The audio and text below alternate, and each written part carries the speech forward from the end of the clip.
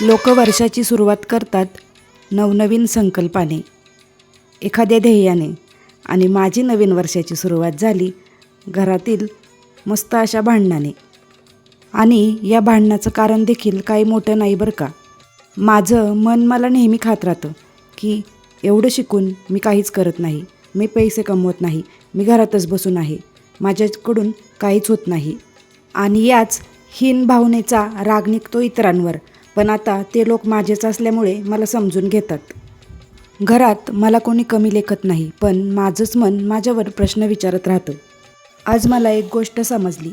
स्वावलंबन हे फक्त पैशाचं नसतं, तर ते आत्मसन्मानाचं असतं. कोणी आपल्यावर विश्वास ठेवो किंवा न ठेवो, पण आपण मात्र स्वतःवर विश्वास ठेवायचा आहे.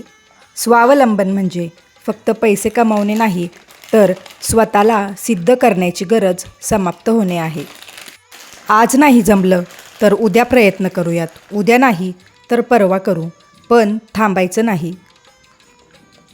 आज मी ठरवलंय स्वावलंबी होण्याच्या मागे लागायचं, शांतपणे पण ठामपणे. सोबत तुम्हालाही स्वावलंबी व्हायचं असेल तर आपल्या चॅनलला पटापट फॉलो करा.